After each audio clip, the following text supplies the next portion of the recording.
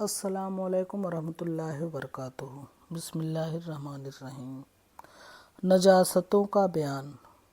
نجاست کی دو قسم ہیں، ایک غلیظہ بھاری نجاست، دوسری خفیفہ ہلکی نجاست۔ نجاست غلیظہ جیسے پیشاب، پیخانہ، بہتا خون، پیپ، منہ بھر کے دکھتی ہوئی آنکھوں کا کیچڑ یا پانی، دودھ پینے والے لڑکے یا لڑکی کا پیشاب، بچے نے جو منہ بھر کی مرد یا عورت کی منی، حرام جانوروں جیسے کتا، شیر، سور وغیرہ کا پیشاب پیخانہ، اور گھوڑے، گدھے، خچر کی لید، اور حلال جانوروں کا پاخانہ جیسے گائے، بھینس وغیرہ کا گوبر اور اونٹ کی میگنی، مرغے اور بطخ کی بیٹ، ہاتھی کی سوڑ کا پانی، درندہ جانوروں کا تھوک، شراب، نشہ لانے والی تاڑی، سانپ کا پاخانہ، مردار کا گوشت، یہ سب نجاست غلیظہ ہے۔ نجاست خفیفہ جیسے گائے، بھینس، بھیڑ، بکری وغیرہ حلال جانوروں کا پیشاب، یوں ہی گھوڑے کا پیشاب اور حرام پرندوں کا بیٹ، یہ سب نجاست خفیفہ ہے۔ مسئلہ نجاست غلیظہ کا یہ حکم ہے کہ اگر کپڑے یا بدن میں 1 درہم سے زیادہ لگ جائے تو اس کا پاک کرنا فرض ہے۔ بے پاک کیے اگر نماز پڑھ لی تو ہوگی ہی نہیں، اور قصداً پڑھی تو گناہ بھی ہوا، اور اگر نماز ہو حقیر چیز سمجھتے ہوئے ایسا کیا تو کفر ہوا، اور اگر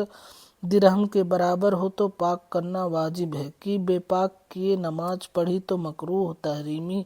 ہوئی، یعنی ایسی نماز کو دہرا لینا واجب ہے، اور قصداً پڑھی تو گنہگار بھی ہوا، اور اگر درہم سے کم ہو تو پاک کرنا سنت ہے کہ بے پاک کیے نماز ہو گئی مگر خلاف سنت ہوئی، اور اس نماز کو دہرا لینا بہتر ہے۔ مسئلہ نجاست غلیظہ اگر گاڑھی ہو جیسے پاخانہ، لید، گوبر، تو درہم کے برابر یا کم زیادہ ہونے کے معنی یہ ہے کہ وزن میں درہم کے برابر یا کم یا زیادہ ہو۔ درہم کا وزن 4.5 ماسہ ہے، اور اگر نجاست غلیظہ پتلی ہو جیسے پیشاب اور شراب وغیرہ تو درہم سے مراد اس کی لمبائی چوڑائی ہے، اور شریعت نے لمبائی چوڑائی کی مقدار ہتھیلی کی گہرائی کے برابر بتائی ہے، یعنی ہتھیلی خوب پھیلا کر ہموار رکھیں اور اس پر آہستہ سے اتنا پانی ڈالیں کہ اس سے زیادہ پانی نہ رک سکے۔ اب پانی کا جتنا پھیلاؤ ہے اتنی بڑی درہم کی لمبائی چوڑائی ہوتی ہے، یعنی روپے کی لمبائی چوڑائی کے برابر۔ مسئلہ نجاست خفیفہ کا حکم یہ ہے کہ کپڑے یا بدن کے جس حصے میں لگی ہے اگر اس کی چوڑائی سے کم ہے، مثلاً آستین میں لگی ہے تو اس کی چوڑائی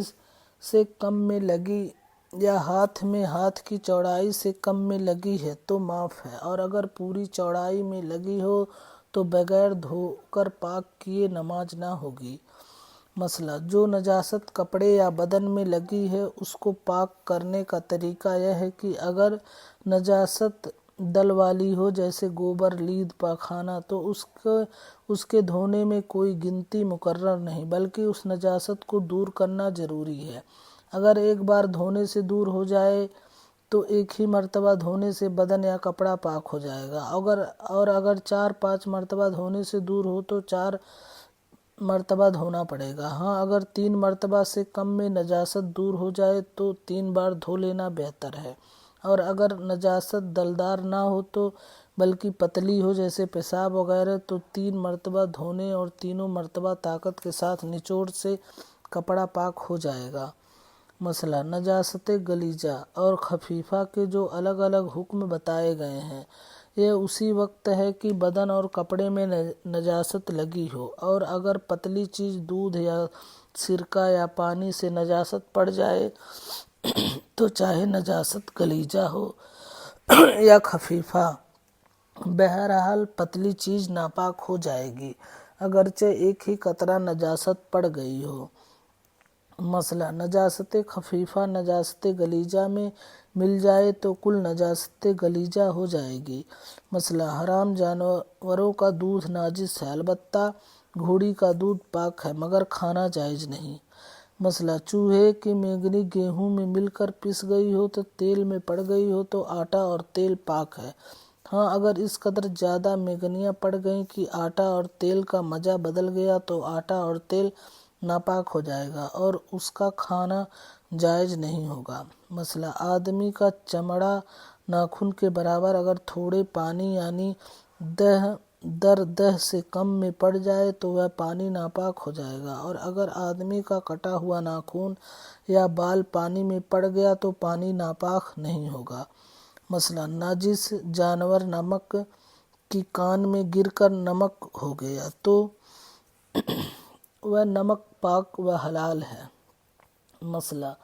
ابلے کی راکھ پاک ہے اور اگر راکھ ہونے سے پہلے بجھ گیا تو ناپاک ہے۔ مسئلہ ناپاک زمین اگر سوکھ جائے اور نجاست کا اثر یعنی رنگ و بو جاتا رہے پاک ہو گئی، چاہے وہ ہوا سے سوکھی ہو یا دھوپ یا آگ سے، اس زمین پر نماز پڑھ سکتے ہیں، مگر اس زمین میں تیمم نہیں کر سکتے، کیونکہ تیمم ایسی زمین سے کرنا جائز ہے جس پر کبھی بھی نجاست نہ پڑی ہو۔ مسئلہ ناپاک مٹی سے برتن بنائیں تو جب تک